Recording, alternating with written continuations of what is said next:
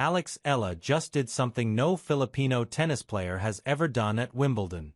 And now the reward for making history is a Saturday afternoon appointment with the woman who owns this building. Iga Świątek won this title 12 months ago without dropping a set.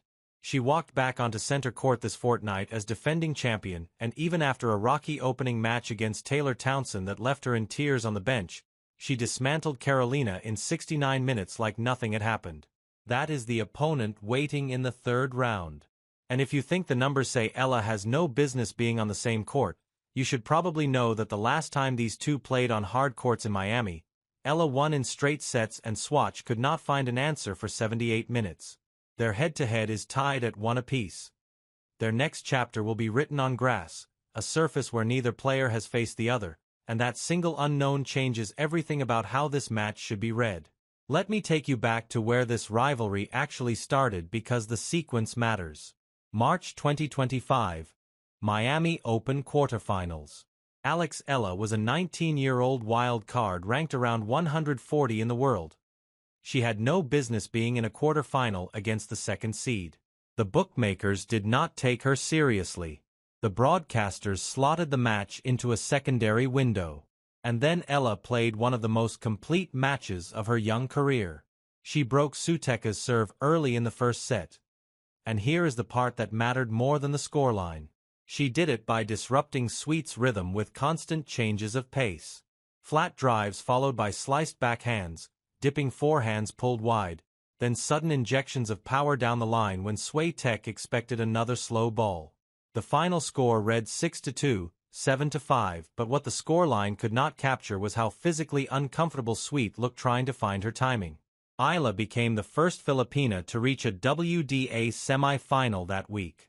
She went on to lose to Jessica Pagula in the next round, but the tennis world had taken notice. A month later, Madrid, clay courts, outdoor heat, altitude. This time, Świątek was the second seed and the defending champion on that surface. Eala actually won the first set 6-4 and held a break in the second. She was close enough to smell a second consecutive win over a 6-time Grand Slam champion. But Świątek adjusted. She started taking the ball earlier, shortening the rallies, refusing to let Eala settle into those rhythm-disrupting patterns that had worked so well in Miami. Świątek won the second set 6-4 and then pulled away in the third 6-2. It was a lesson in what happens when elite players make corrections between encounters. And yet, even in defeat, Eala had confirmed something important. She could hurt Świątek. She could lead Świątek. She just could not sustain it long enough across 3 sets on a surface that rewarded Świątek's heaviness of ball more than Eala's variety. Now they meet on grass, and the grass is a genuinely different proposition for both of them. Start with Świątek. She won this tournament last year. She dropped Amanda Anisimova 6-0. 6-0 in the final, one of the most dominant Grand Slam final performances in recent memory. That result cemented a narrative that Świątek had finally conquered the surface that had long been considered her weakness. But look at her 2026 season closely and the picture gets complicated. She has a 21-11 record on the year. She has 0 titles. Her record against top 10 opponents sits at a startling 1-5. She lost to Coco Gauff at the United Cup. Elena Rybakina beat her at the Australian Open. Alina Svitolina knocked her out at Indian Wells and then again at the Italian Open. Mara Andreeva defeated her in Stuttgart. Magdala Linette stunned her in the second round of Miami. And perhaps most relevantly, she lost to Emma Navarro in the second round of Bad Hamburg just days before Wimbledon began. That is a lot of losses for someone ranked third in the world and defending a Grand Slam title.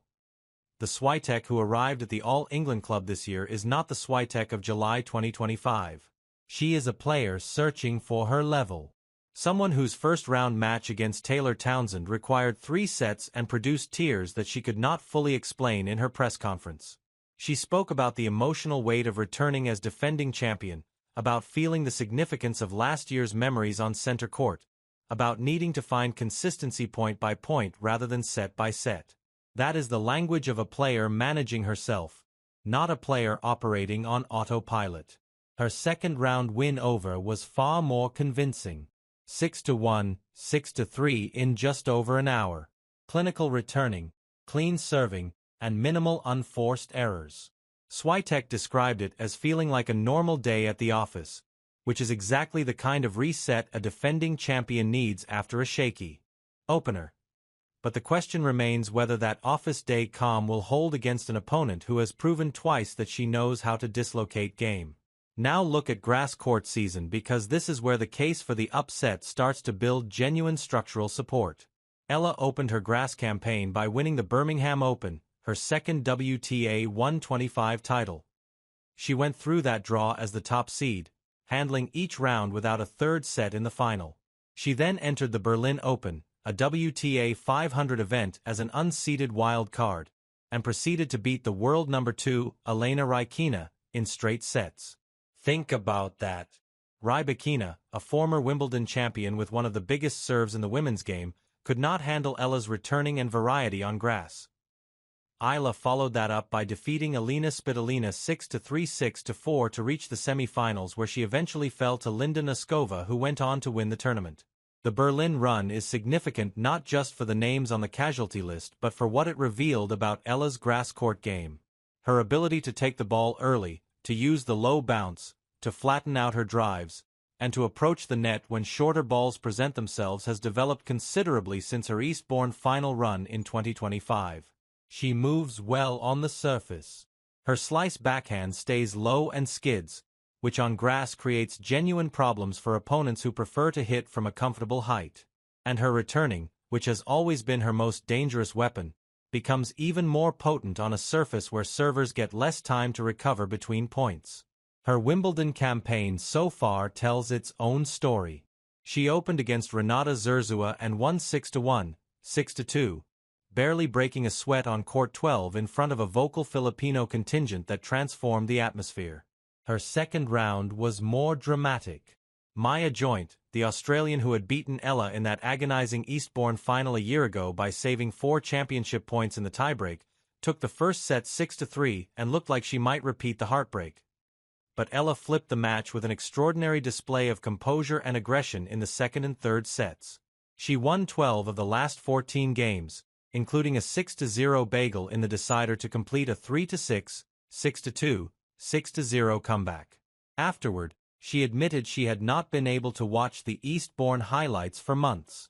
That kind of emotional closure earned through performance rather than avoidance is exactly the sort of psychological fuel that can carry a player into a match against a higher-ranked opponent. So, what does the tactical matchup look like on grass specifically? This is where it gets fascinating, because the surface changes the equation between these two in ways that favor Eala more than any other surface would. Sweet's greatest strengths are her top spin-heavy forehand, her ability to push opponents behind the baseline with depth and rotation, and her footwork in extended rallies. On clay, where the ball bounces high and slow, those attributes are devastating. On hard courts, they are still effective but slightly less dominant. On grass, the top spin bounce is reduced. The ball stays lower. The court plays faster. Rallies are shorter. The player who dictates with depth and heavy spin gets fewer opportunities to build toward the punishing angles that Swiatek thrives on. Eala's game, conversely, is designed for exactly these conditions. She hits flatter than Swiatek. She uses pace and timing rather than spin to create her power. Her backhand slice, which on clay is a purely defensive shot, becomes an offensive weapon on grass because it stays below the net cord and forces opponents to dig the ball up from around their shoelaces. Her change of pace game, which herself described as tricky in her post-match press conference, is amplified by a surface where the ball arrives at different speeds depending on what spin has been applied. The serve remains a question mark for Eala, and this has to be acknowledged honestly. Her first serve percentage has been inconsistent throughout the season, and against a returner of Swiatek's caliber, donated points on second serve can be lethal. In the Madrid match, Swiatek began to take control once she started punishing Eala's second delivery. If Eala cannot hold serve consistently on Saturday, the change of pace magic in return games may not matter. But here is the counter-argument. On grass, the serve is worth more. Even a modest first serve gets a boost from the surface speed. and Eala has been serving better during this grass stretch than at any point in her season. Her Berlin run featured improved first serve numbers in every round, and her Wimbledon matches have continued that trend. She does not need to serve like Rihanna. She just needs to get enough free points on first serve to avoid giving sustained looks at second serve returns. Swiatek, for her part, is aware of the challenge. She told the press that Eala doesn't give that rhythm and that the change of pace on grass is even more tricky. That is telling.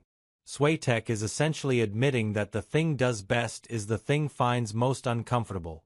When the world number 3 identifies your primary weapon as specifically dangerous before the match, that is not flattery. That is preparation anxiety expressed politely. The psychological landscape matters too. Eala enters this match riding real momentum. She has won 9 of her last 11 matches on grass. She avenged a painful loss to joint. She is playing in her first Grand Slam third round and has nothing to lose in terms of ranking expectations. Every game she wins from here is bonus territory. That freedom has historically been dangerous against top seeds at Grand Slams. Players who feel liberated tend to swing freely, and players who swing freely on grass tend to produce tennis that is very difficult to contain. Swiatek enters carrying a different kind of weight. She is the defending champion. She is expected to reach at least the second week. She has had a season full of early exits and losses to players she would normally beat. Her confidence, while clearly intact enough to destroy in the second round, has shown fragility under pressure throughout 2026.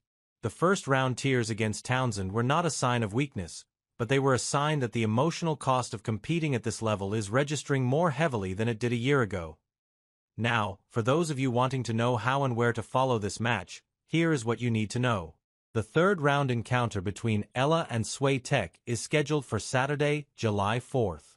The specific court assignment and exact start time will be confirmed when Wimbledon releases its official order of play, typically the evening before. Given the magnitude of the matchup featuring a defending champion against a rapidly rising seeded player, there is a strong possibility this gets placed on one of the show courts. For viewers in the United States, ESPN holds the broadcast rights to Wimbledon 2026. Live coverage is available on the ESPN television network and through the ESPN app. Tennis Channel also provides match re-airing for those in the U.S. In the Philippines, Spot is the official broadcaster, and this will be the channel to watch for live coverage of Eala's historic run. Filipino fans can access Spot through Signal Cable or the Spot streaming platform. In the United Kingdom, the BBC carries comprehensive live coverage across its TV channels and the BBC iPlayer platform. For viewers in Australia, Channel 9 and the 9 Now streaming platform provide free-to-air coverage with Stan Sport also offering access.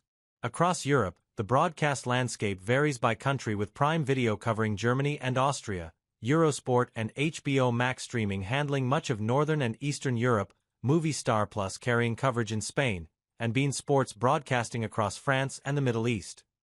For the complete list of territory-specific broadcasters, the official Wimbledon website maintains a full TV coverage page at wimbledon.com that lists every broadcast partner by region. Coming back to the match itself, let me give you the honest assessment. Swiatek remains the favorite. She is the defending champion on this surface. She has 6 Grand Slam titles. She has the experience of closing out matches at the highest level, including 3-set comebacks under pressure. Her Placia performance showed that when she finds her rhythm early, she is still capable of suffocating tennis that very few players on tour can live with. Picking against at Wimbledon after what she did here last summer requires a certain kind of nerve. But the path for it is real and it is visible. If she serves at the level she reached in Berlin, if she deploys her slice backhand early and often to keep the rallies below Swiatek's preferred hitting zone, if she varies her pace the way she did in Miami, mixing flat drives with dipping approaches and the occasional drop shot to drag Swiatek forward, if she returns aggressively enough in the first few games to plant doubt before Swiatek finds her serving rhythm, if she does all of those things, and if Swiatek arrives carrying even a fraction of the inconsistency that has defined her 2026, then this match is genuinely up for grabs. What makes this third-round encounter so compelling is that both players know exactly what the other is capable of.